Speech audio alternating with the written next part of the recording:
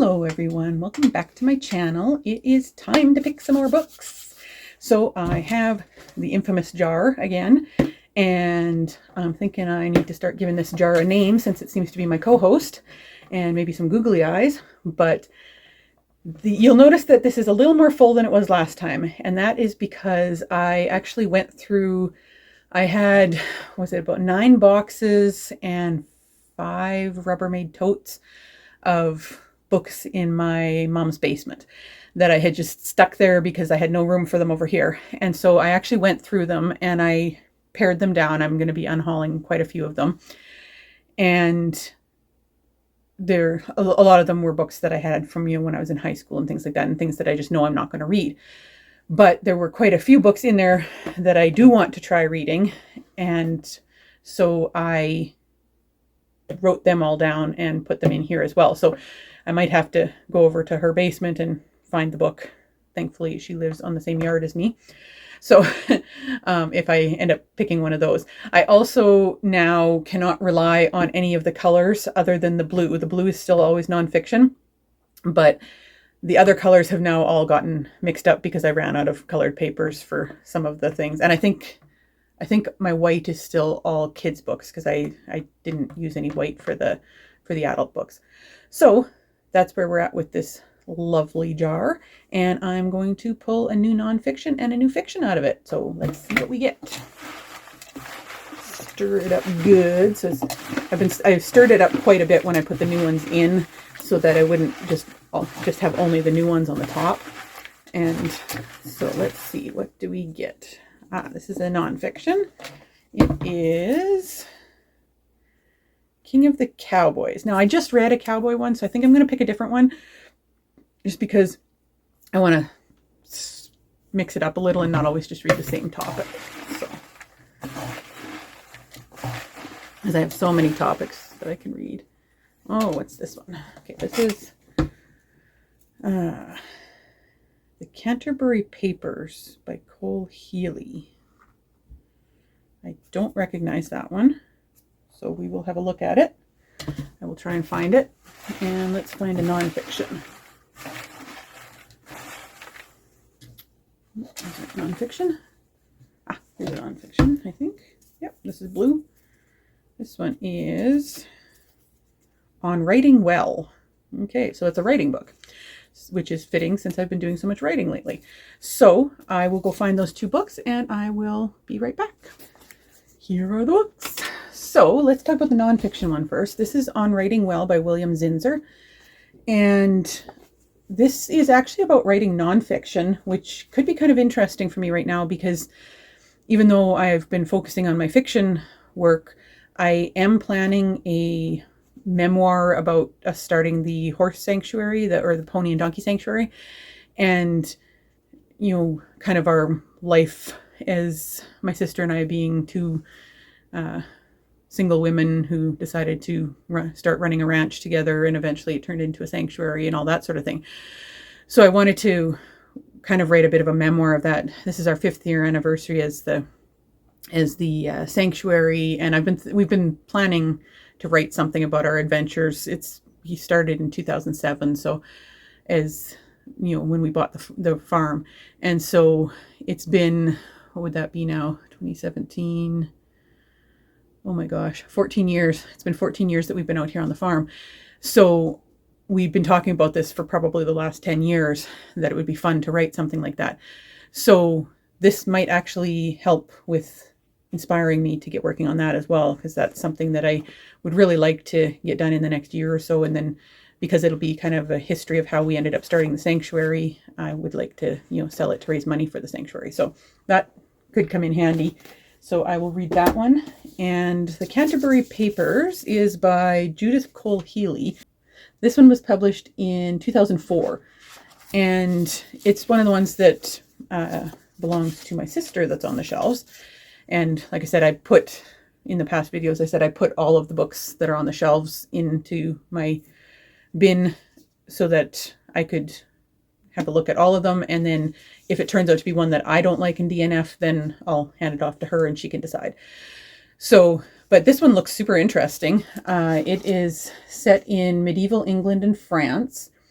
and it's about a French princess named Alaise.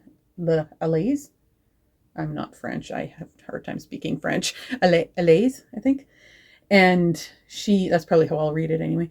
And she is a former ward of Eleanor of Aquitaine, Queen of France, and then England.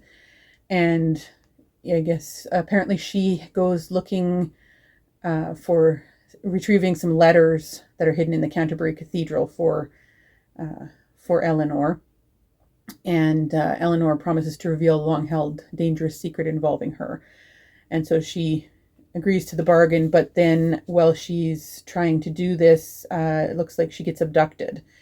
And that sets in motion a dangerous plot that will require her considerable strength, along with the help of the very intriguing leader of the Knights Templar, to unravel dark secrets, unmask evil villains, and escape with her life. So that sounds super interesting. I've never read it before. I haven't looked up any reviews on it yet. I'll maybe take a look at that after. But I am definitely going to give it a shot and see if I like it. I do love historical fiction, and especially historical fiction that also involves mystery and intrigue. I'm not as big on like the whole big long family saga as much as I am on, mysteries and intrigue set in a historical setting. So right up my alley. So I will give that a read, and I will update you guys on how it goes. Hey everyone. Last night I read the first little bit of each of these books. So we'll start with the nonfiction one on writing well. And I read up to chapter 4, which is page 18. Hi, Stevie. Which is page 18. So far I'm enjoying it. I've already marked a few places where he said things that I found interesting and I thought would help me with my nonfiction writing. So that's cool. And I'm looking forward to keeping on going on that one. And I read the prologue and the first chapter of the Canterbury Papers. And let's see, where does that take me to? That takes me to, I don't know, I think it's about page 20 as well. And that one is interesting enough for me to continue definitely so far. The prologue was quite interesting. It was kind of an action sequence in the prologue that happens later in the story. And then you go back to a period before that, and the story kind of starts with with her getting the letter that it talks about in the information about this in the book description. So yeah, it's super readable, and I'm looking forward to continuing that one and seeing where it goes. Hi, old lady. Why are you meowing? Huh? Looking forward to seeing where that one goes. And yeah, so I'm going to keep reading both of them, and I will let you know what I think as I get further into them. So I finished reading Watership Down, which, as you may recall, I'm going to put that down so I can hold my bunny with both hands. You've got a big floof coming out of your face there. You're shitting. He's molting. It's molting season. Oh, getting mad at me. Okay, so as you may recall, I was reading that one for the prompt of a book that gives you all the feels, and that one gives me all the feels. I just love that book so much. So it did get 5 stars, obviously. I love the characters in it, and I love the whole story, the adventure. I love the ending. Just everything about that book. The minute I open it up, I feel like I'm back in, you know how when you read a book that you just love, and then you go back into it, and it's like you're just back in that world that you just love. That's how I feel as soon as I start reading that book. So yeah, so that one got 5 stars from me. I finished it the other night, and now Boxwood is going to tell you what he thinks of it. Okay, so Boxwood, what did you think of the book? I know I read part of it to you, but you've had it read to you before. Well, I really like that book. It's a very, very good book. It's one of my all-time favorites. Other than I also really enjoy The Wind in the Willows. Okay, so Boxwood, who's your favorite character? Well, I know you're going to think I'm going to say Boxwood because that's my name. I do really like Boxwood the Hutch Bunny. He is quite the character. But I have to actually say my favorite is Bigwig. Because, you know why? Because Bigwig chases cats. And as you know, I also like to chase cats and beat them up and chase them out of my room. Yeah, I figured Bigwig might be your favorite character. You're kind of a Bigwig sort of guy. Yeah, Bigwig's my favorite. And let's see, what's your favorite part of the book? Without giving any spoilers, because this is spoiler free. Oh, well, I don't know if I can give a favorite part without giving a spoiler, because boy, oh boy, I sure like I sure like the ending of the book. I can't tell you, I can't tell you what happens, but boy, oh boy, y'all need to read it, because it sure is good. And my favorite character, Bigwig, he sure is an important part of that end. Yes, he sure is. Well, thank you for your interview, and thank you for helping me with the vlog. I'm sure everybody enjoyed seeing you, and yeah. All right, everyone, thank you. Thank you. Please read my favorite book, Watership Down. Yep. All right, everybody. See you. So, Eeyore, what was your opinion of Watership Down? Is it just your favorite book? Well, yes, it is my favorite book. I sure love that story. And who's your favorite character? Oh, I like Fiver. Fiver is my favorite character. Boy, oh boy, do I like him. He's kind of weird like me. You're saying that's not your actual voice? Are you kidding me? No way. That's Eeyore's thoughts on Watership Down. Now I'm going to put him down before he punches me in the face again.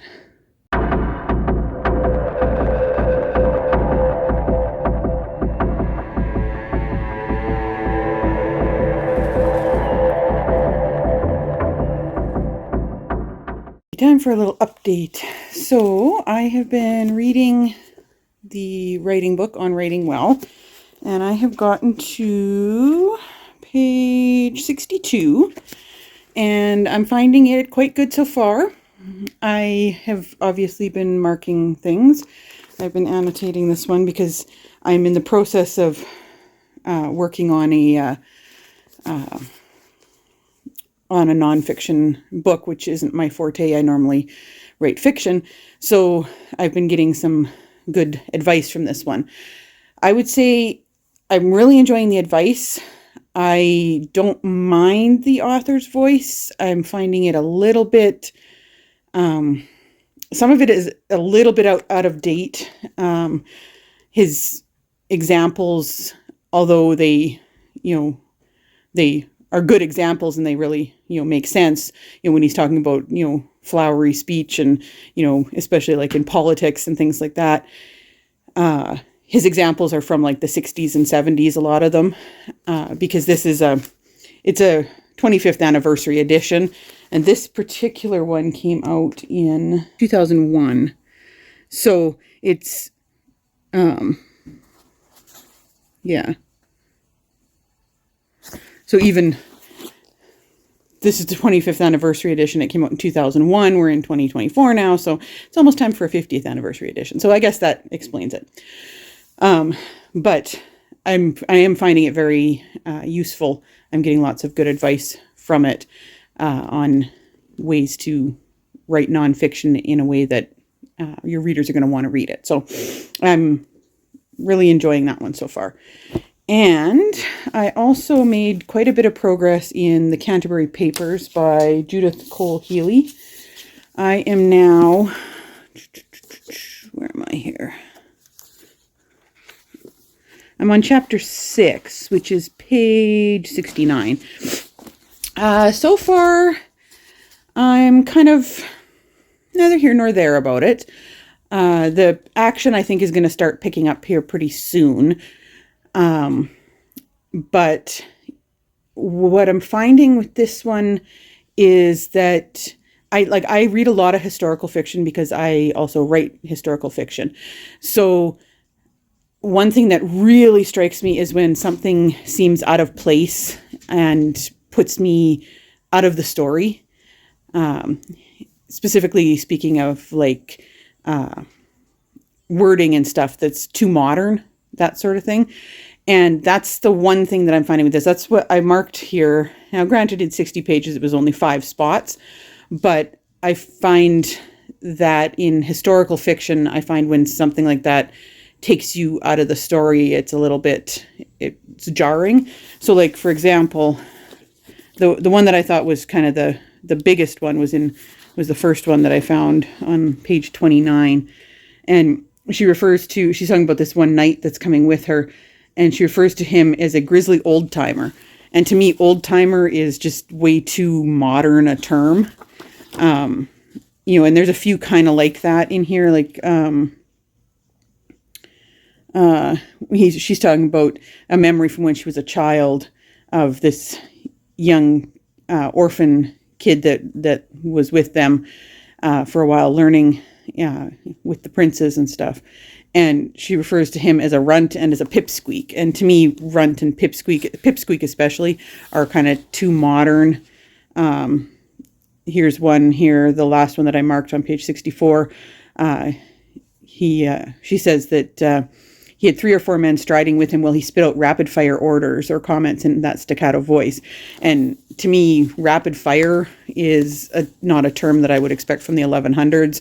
That's more of a term that I would expect from after guns were invented and that sort of thing. So that's kind of my only real beef with it so far. The character I'm not super into yet, but I'm still early in it. So the one thing that I did find kind of funny, because like I read a lot of historical fiction, but I haven't read a lot of fiction from like that time period. So it's like the late 1100s, I think, or early 1200s. And so it's France and England in that time period. And I was having a really hard time keeping track of who was who and how they were all related and everything in the French and English courts and stuff. So I made myself, I sketched out a little chart, and that's been helping me. But it's just kind of funny because not that it was that important to the story, you know, necessarily who was related to who exactly, but it seemed like it might be important. So I sat down the other night and I sketched that out for myself. I do things like that when if I'm finding that it's taking my attention away from the story, trying to remember who's who. So anyways, I just thought that was kind of funny. But yeah, so I'm going to keep reading. I am also starting this one here, The House in the Cerulean Sea by T.J. Klune. And this is I'm a little bit behind because now it's April. This is for my March prompt for the BTS book club. And it was supposed to be one with found family, and that's what I've heard that this one is. So basically, it's about a guy named Linus Baker, who's a caseworker for the department in charge of magical youth. And he gets summoned and sent on a classified assignment to travel to an orphanage on a distant island and determine whether 6 dangerous magical children are so dangerous that they could bring about the end of days.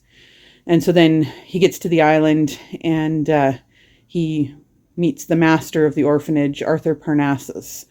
And yeah, so it looks like it says it's an enchanting love story masterfully told about a profound experience of discovering an unlikely family in an unexpected place. So that fits the found family vibe that I'm going for. So I'm excited to try that one. I haven't read any of it yet, but I'm going to start reading it soon. And yeah, I will let you guys know what I think of that one as well.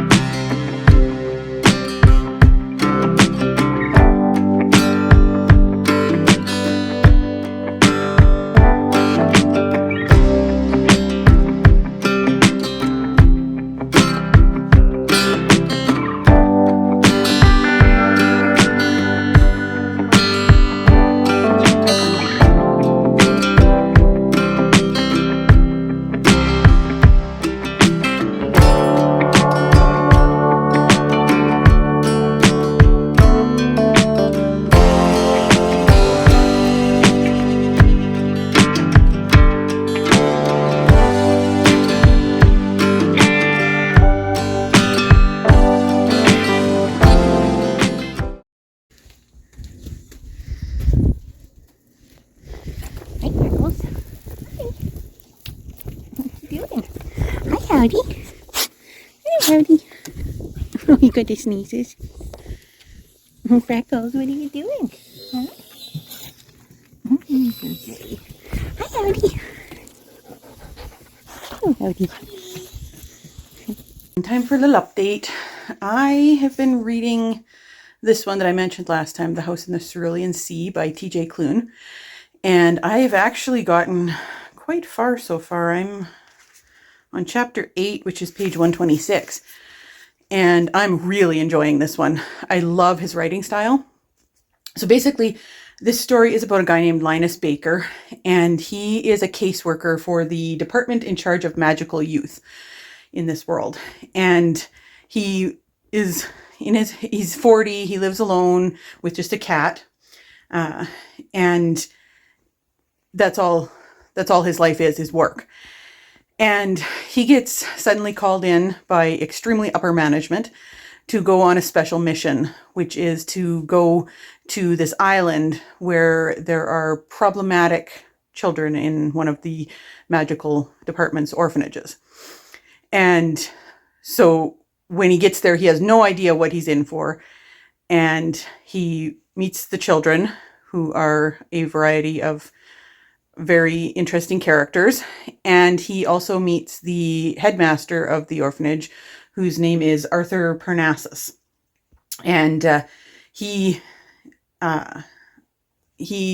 is an interesting character. We've pretty much where I'm at, we've just kind of met him, but he's very, very protective of the kids. And Linus, who's there, to check and make sure that, things aren't going too crazy, and him are, kind of battling head to head right now because, Arthur is concerned that Linus is going to, tell them that things aren't going well, and, and that they might lose their home and all of that. So, but it's super interesting. I love his writing style. There's a lot of humor in it, and it's a very easy to read style. And so far, I'm really enjoying it, and I'm hoping I like it because I'd like to read more of his stuff. Then I've actually made quite a bit of progress in the Canterbury Papers by Judith Cole Healy. I am now, let's see, chapter 9, which is I've read 112 pages so far, and it's getting more interesting. It took me a while to get into this one. I think partly because the characters the main character whose head you're in, she was, I don't know, I found her kind of standoffish as a character. A little hard to decide, what her personality was. And then there was, like I mentioned before, those instances where, the writing took me out of the story by using too modern of terms and that sort of thing. But now that I'm further in, it's getting more and more interesting. Basically, she's gotten to Canterbury Cathedral, and there's, the possibility of some threats on her life. And so it looks like things are going to start getting really, really interesting. And I'm starting to kind of get a better feel for the characters. So I'm starting to enjoy it a little bit more. I'm still thinking this will probably end up being more like a 3-star for me, but it is definitely interesting enough for me to keep reading. And then the nonfiction that I've been reading on Writing Well by William Zinsser. I am now on page 62 or 63. And I'm still finding it interesting enough. I'm getting some good advice out of it. I'm not sure I like his writing style. The jury's still out on that, but I am getting good information out of it. So that's a plus for it. But yeah, I don't know. It's just something about his writing style that I don't really like. It kind of seems a little pretentious, but I don't know. We'll see. I'm not real far into it yet. I have a lot to go. So we'll see if my opinion changes, but that's just kind of where I'm at right now with that one. So just thought I'd give you that quick little update, and I will let you know when I get done these books. I'm moving through the Cerulean Sea one quite quickly, and then like I say, I'm starting to get into the Canterbury Papers one, so I should move faster through that one. And I will let you know when I get done them.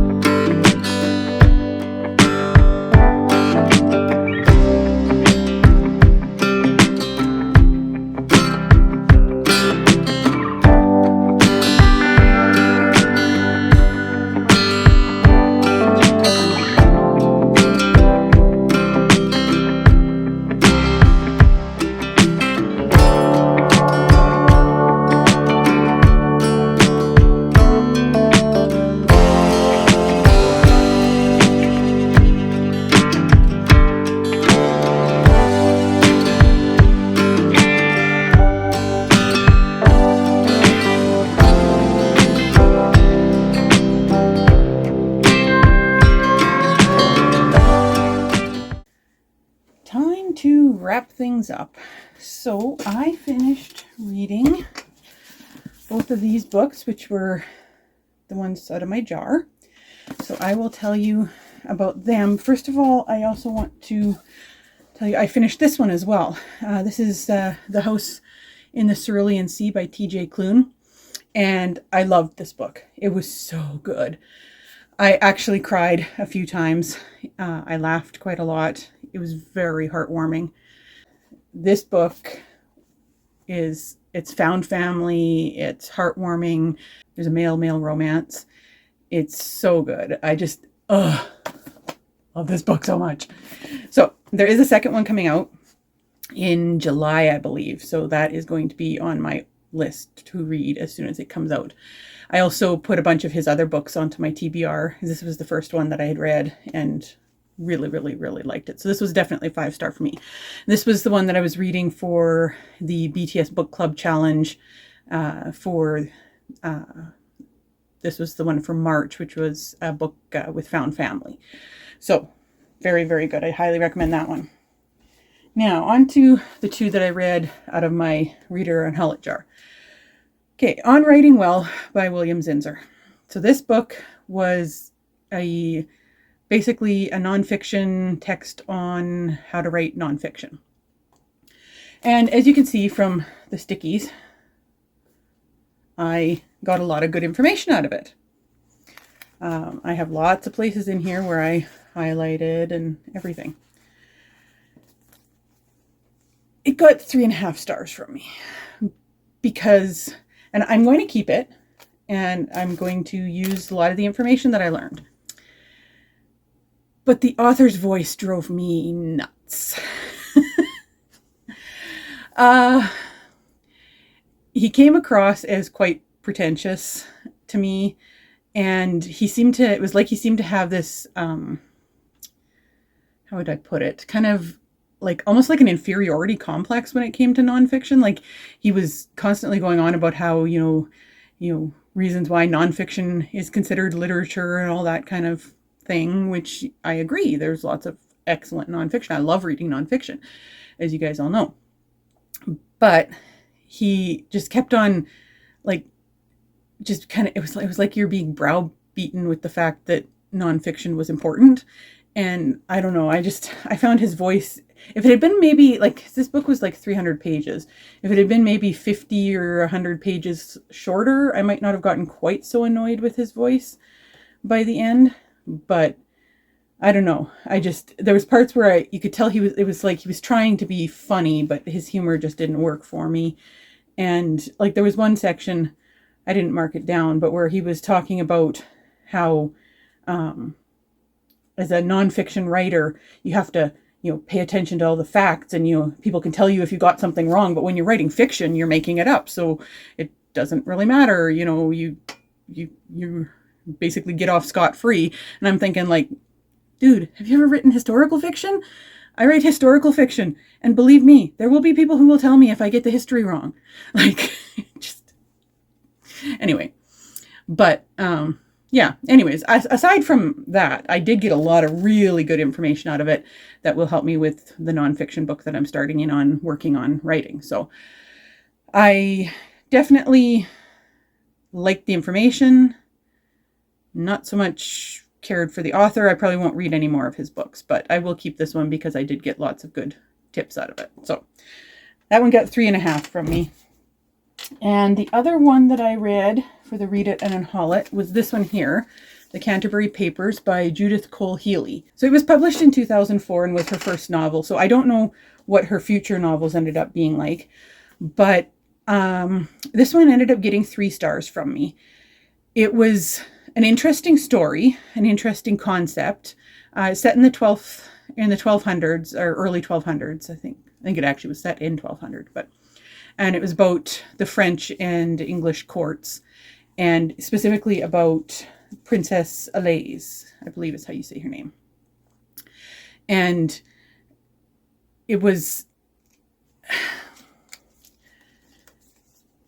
interesting, and the storyline was interesting, but first of all, I picked out the main big reveal twist at probably a third of the way into the book. As soon as you met the one character, I picked it out as, oh, that's who that person is.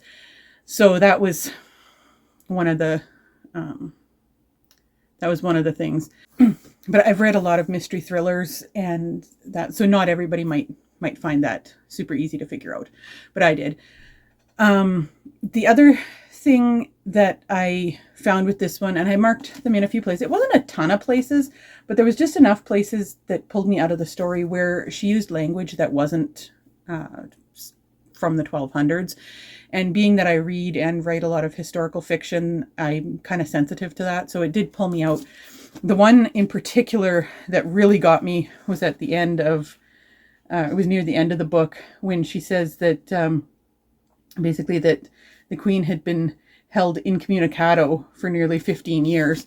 And incommunicado is like a 1800s Spanish American word, things like that. It was little things like that just, it was jarring enough to pull me out of the story. But overall, I mean, it was a good story, and I liked the ending. I liked the way it ended. There was a second book in the series, I believe, according to Goodreads, but I didn't like this one enough to read a second one. Plus, I liked the way this one ended, and I'd be kind of concerned that all of the things that I liked about the ending of this one would change in a sequel. This one feels to me like a standalone. I don't know if she meant it to be a standalone originally and then just added another book or not, but I don't think I'll be reading the next one. Like I say, I didn't like it enough to, keep reading more, but it was a decent book. I gave it a 3-star. So that's those ones that I read for this vlog, and I will pick myself some new books and we will keep reading. I have some other vlogs that I'm going to be working on for fun coming up over the next little while, and I hope you guys are enjoying them. So please leave me a like and a subscribe if you haven't yet, and share my video with other people because it helps get more reach and reach more book lovers. And if you have read any of the books that I read here in this vlog, let me know and tell me what you thought of them. So I will talk to you guys later. Bye.